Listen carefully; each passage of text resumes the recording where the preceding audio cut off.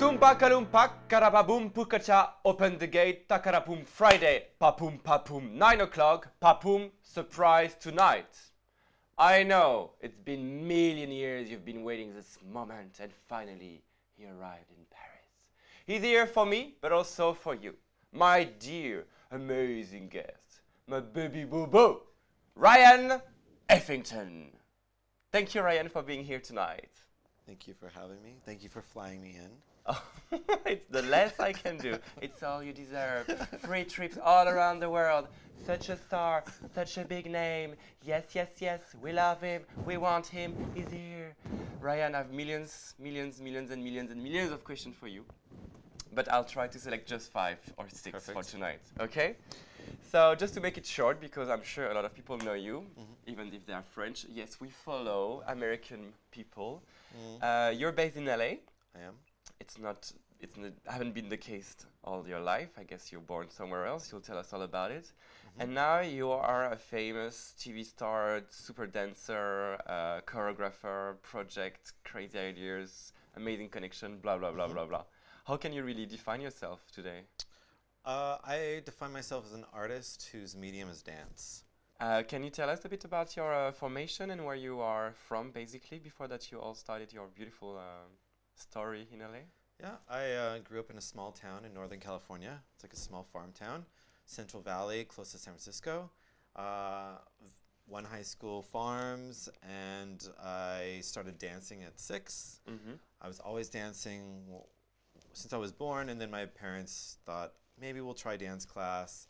6 years old, I was in dance class. I loved it, absolutely loved it, and that was the beginning of like another life for me. So I continued, and I excelled, and it became a great escape from such a rural space that I lived in. And so it was like a fantasy. It was everything I wanted as a little boy. You know, I wanted to dance, I wanted to have fun, and that was where I felt most comfortable in this like small town. So okay. Yeah. And I mean, of course, LA is very famous for Hollywood and all those big movie industry. But you never really thought about moving to New York and make it the big Broadway show there? No, musicals, now I appreciate them more, but growing up, no. I wanted to be a video hoe.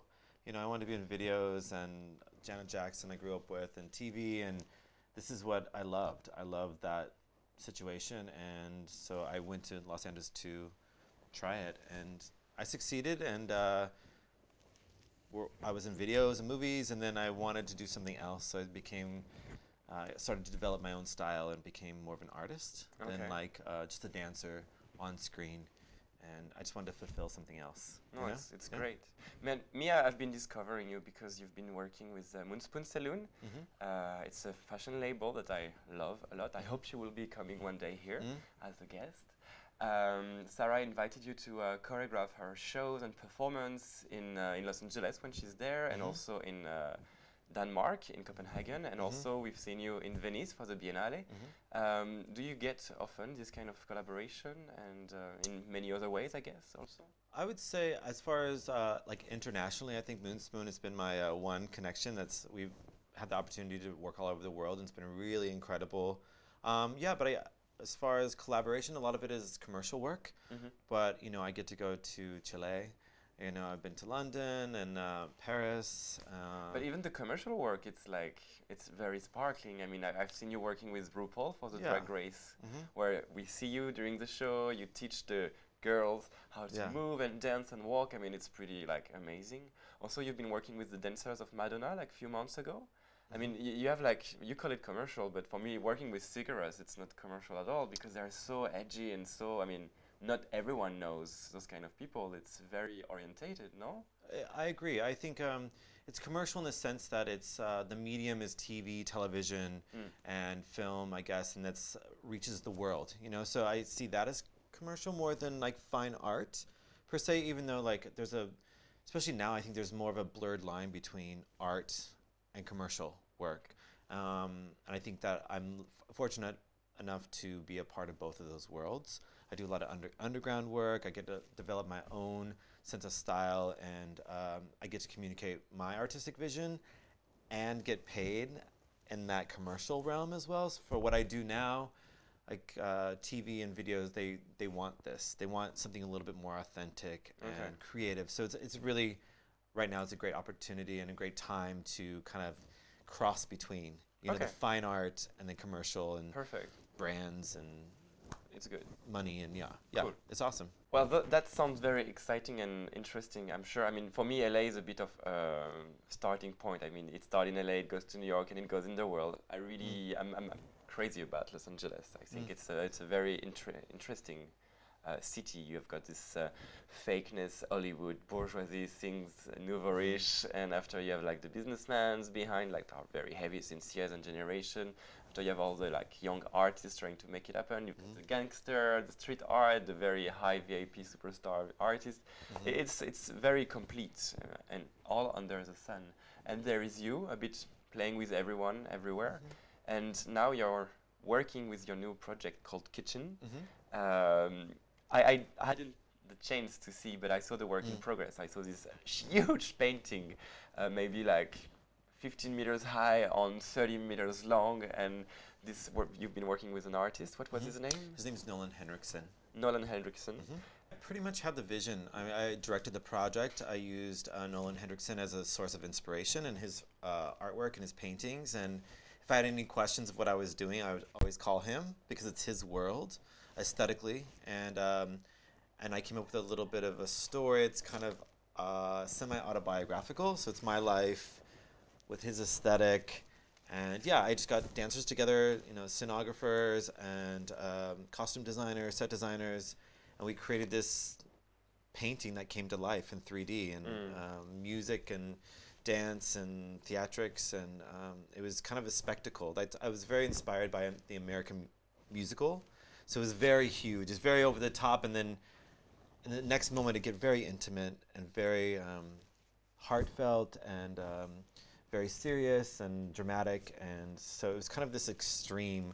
I really tried to think about drawing people in and then having them relate to the work by being so human and being based in emotions and just like how we as humans, you know, collaborate and meet. And also, Ryan, there is like a very important subject that I would like to talk about. A few weeks ago, we had the visit of Arthur Gillet. He's a performer in Paris. And he used a lot this fairy tale movement in his work. And I know how important it is for all of us. I talk about my people around me, and you're one of them. This beautiful light vision of the gay identity that we are the dreamers, the one that are related with beautiful glitter thoughts. And I know it's important in your work also because I've been seeing pictures of you with boys on heels, crossing the desert, or doing beautiful performance in nightclub with people that are not dancers or neither performer, but just like a physique and likes to express close to you. I don't think it's something that is born in LA, even though we always talk about the Coquettes as a big reference. I think it's more like an important gay movement that's been existing since a while. But how do you use it in your work today, and how do you see it evolve into the society of today as well? I find it, again, Coquettes and queer and drag culture, major influence. But for me, I like to kind of evoke this in men in Los Angeles, and I think that give them a forum to express whatever they want to express. If it's more feminine, even if it's just a fraction of their being to be feminine, put on heels, maybe put on makeup, have hair, and it's not male female. It's just an expression. It's a freedom. I think that that's what we all hopefully live for, and just to be free of judgment. You know, it doesn't really happen all the time, but it's just, and I think when other people see this, regardless if you understand it, that hopefully, I think it does inspire that person to be free, or at least to think about it, like how they're living, what's important in life. And I feel like for us, it's like it's important to do what we want to do, and like this is exactly what we want to do, and we're kind of like, you know, the leaders of this movement, and just by example, you know, we're not telling people how to live, but we're showing that, you know, we can be artists, we can be queer, we can be men, we can be women, and it doesn't matter, and let's fucking celebrate, you know, like, let's celebrate, let's throw parties, and we're doing it out of love, you know, for community and queer, and that's all we want to do. Like, if we can get paid for it, great, but of course. if we can just live But this, do then you have the feeling that you touch more people today with this, that it's more open also, and that people get more interested today than before? Like, I'm talking about like maybe 20, 30 years ago.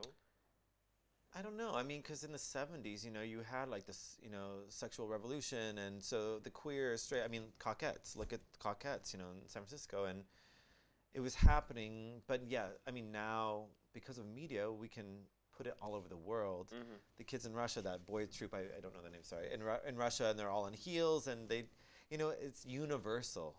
But yeah, exactly. And Lady Boys of Thailand, and Mm-hmm. like, they've been around forever doing their, you know, trans, you know, performance as women, and it's always been accepted by cultures, you know. It's always, not always accepted, but I feel like now we're kind of fighting for it to be normal. Mm-hmm. No, I you're mean, how absolutely beautiful right. is this, you It's know? beautiful. Yeah. Thank you for watching again and again and again Souvenirs from Earth TV. And it was Open the Gate with Ryan and Heffington and the lovely Tree. And I hope to see you next time, next week at 9 o'clock, any Friday that you wish to watch us. Bye. Au revoir. Everything is alright.